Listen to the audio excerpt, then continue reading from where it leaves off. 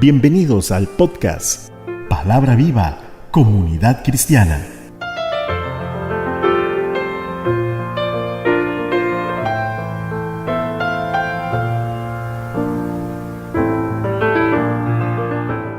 Doy gracias a Dios por permitir dirigirme ante usted a través de este medio para meditar de su palabra. Hoy en los capítulos 9 y 10 del libro de Job. Que Dios derrame de su espíritu para entender y aplicarla en nuestro diario vivir. La frustración de Job ante el poder y la majestuosidad de Dios. En los versículos del 1 al 13 del capítulo 9, Job alaba la sabiduría y la fuerza de Dios, aunque reconoce que Dios está más allá de su capacidad de comprensión. Dice así la palabra. Respondió Job y dijo: ciertamente yo sé que es así. ¿Y cómo se justificará el hombre con Dios? Si quiere contender con él, no le podrá responder a una cosa entre mil. Él es sabio de corazón y poderoso en fuerzas. ¿Quién se endureció contra él y le fue bien? Él arranca los montes con su furor y no saben quién lo trastornó.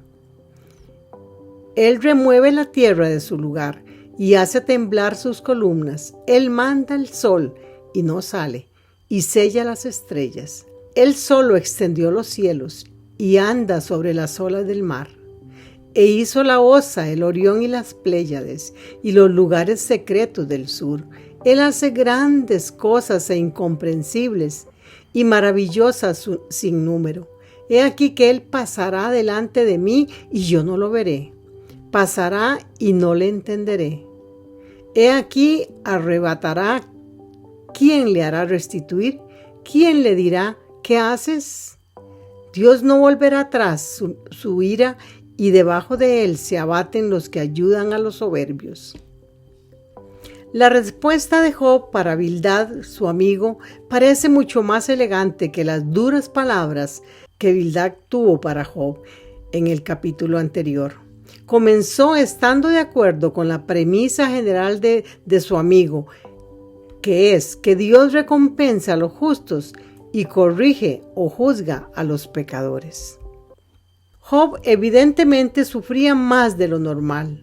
Sin embargo, nadie podía acusarlo de pecar más de lo normal.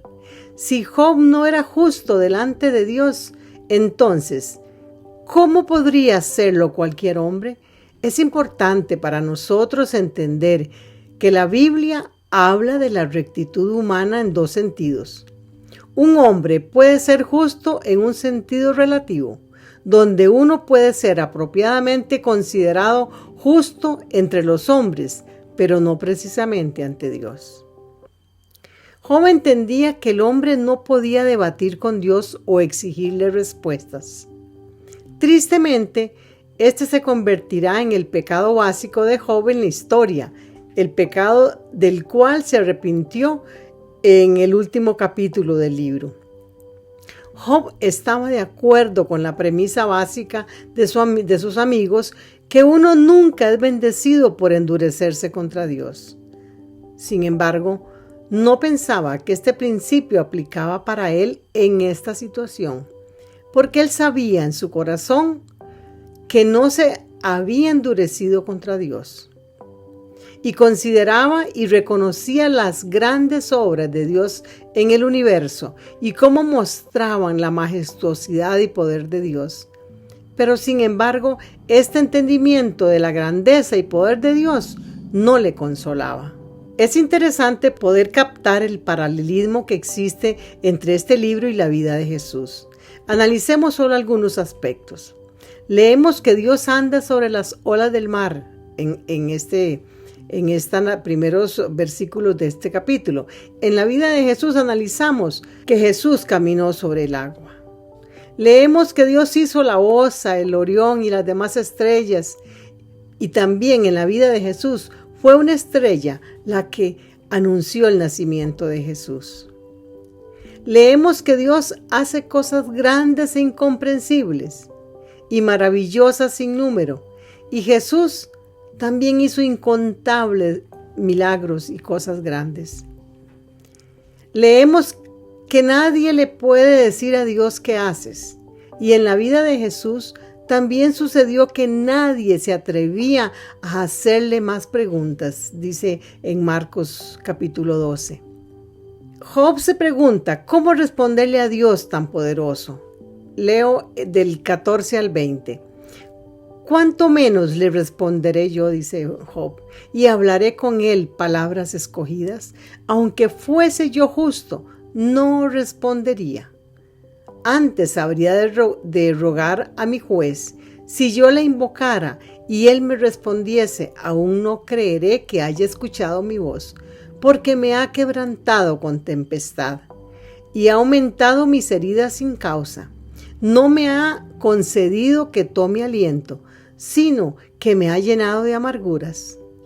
Si habláremos de su potencia, por cierto es fuerte.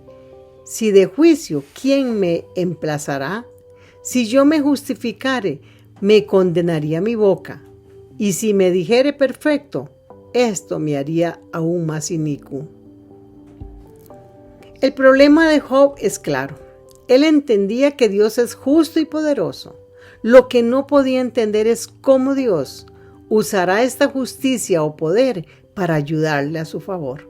Dios parecía distante e impersonal, así lo sentía Job, y así es para muchos de nosotros cuando sufrimos. En Job 9:20 dice que si un hombre se justifica a sí mismo, su propia boca lo condenará. Por eso en Romanos 8 del 3 al 4 nos dice que si Dios justifica al hombre, entonces nadie puede condenarlo. Esto es precioso. Job anhela un mediador entre él y Dios, porque sus amigos solo lo acusaban y él necesitaba un mediador, alguien que intercediera entre Dios y él. En los versos 21 y 22, él explica su incapacidad para defenderse a sí mismo delante de Dios. Si fuese íntegro, no haría caso de mí mismo, despreciaría mi vida. Una cosa resta que yo diga, al perfecto y al impío, Él los consume por igual. La crisis espiritual que se desarrollaba en Job tiene que ver con su interpretación equivocada de Dios. No tratemos, amado hermano, no tratemos de entender a Dios con nuestros razonamientos. Jamás lo lograremos. Cuando Job tristemente dice, mis días han sido más ligeros que un correo, huyeron y no vieron el bien, pasaron cual naves veloces, como el águila que se arroja sobre la presa. Si yo dijere, olvidaré mi queja, dejaré mi triste semblante y me esforzaré, me turban todos mis dolores y por eso no alcanzo consuelo. Job sentía que su vida se estaba yendo tan rápido que sus días terminarían y Dios dejaría todo este asunto sin resolver. Tan transitorio es nuestro tiempo.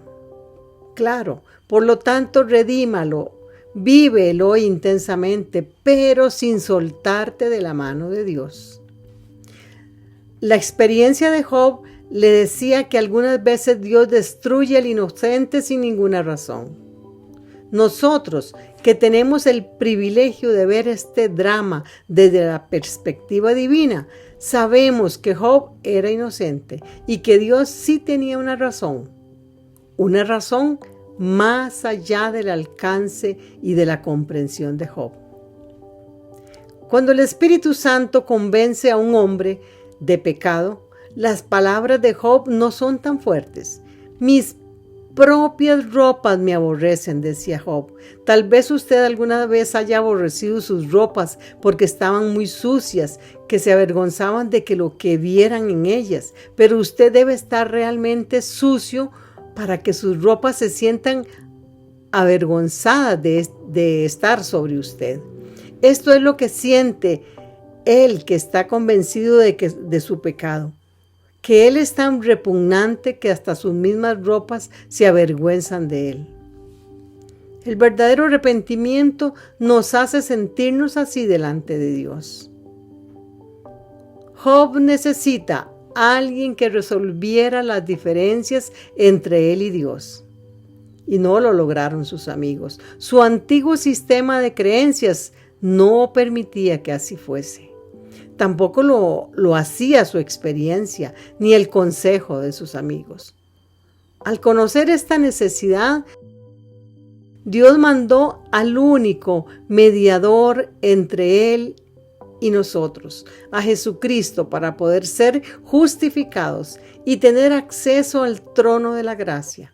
Nunca antes fue así, hasta que vino Cristo a la tierra en su gran misión de rescatar a la humanidad.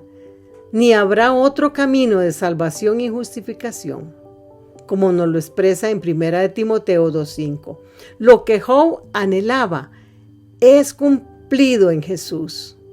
Él cumple todos los requerimientos para un mediador, alguien que se ponga entre las dos partes en desacuerdo. Gloria al Señor. Capítulo 10. Job comenzó a hundirse en la autocompasión.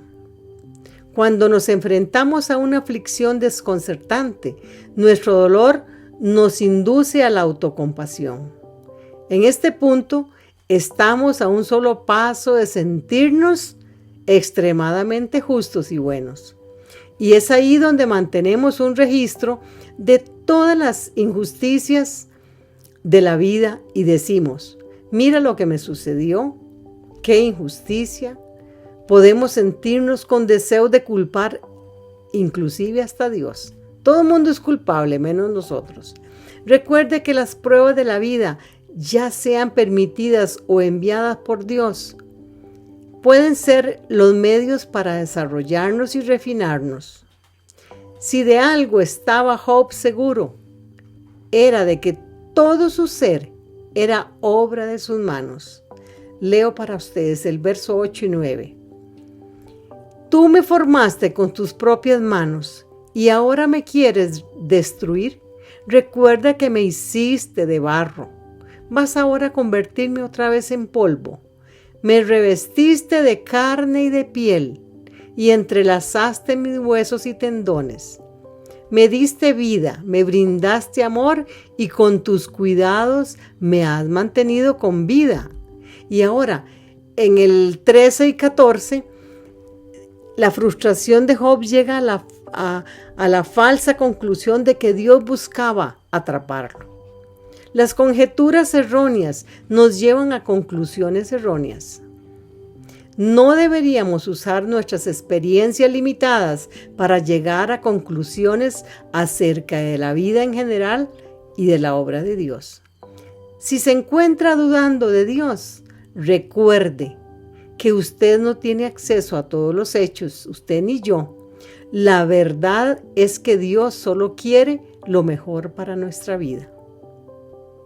Job le hace dos preguntas a Dios, muy interesantes. La primera es: ¿por qué lo castiga y lo hace sufrir? En el verso 2. Y la segunda es: ¿por qué destruye su propia obra? En el verso 8. Ante esta encrucijada, Job se encuentra con el juez y creador al mismo tiempo. Mientras comprende que él mismo es un ser creado, que se encuentra bajo su soberanía. De este modo, aunque su sufrimiento continúa, proclama a aquel que nos da la vida y nos bendice. Al igual que él, nosotros también debemos recordar: en medio de la aflicción, Dios nos da una bendición y una gloria mucho más grande que el sufrimiento que estemos pasando. Ha sido un gozo haber tenido la bendición de compartir esta meditación sobre la aflicción de Job y cuál debe ser nuestra actitud ante la prueba, sea cual sea. Soy Cecilia Alpizar desde Santa María de Dota, San José, Costa Rica. Que la gracia y la misericordia de Dios les acompañe siempre. Muchas gracias por escuchar. Recuerde escribirnos al correo palabravivacomunidadcristiana@gmail.com.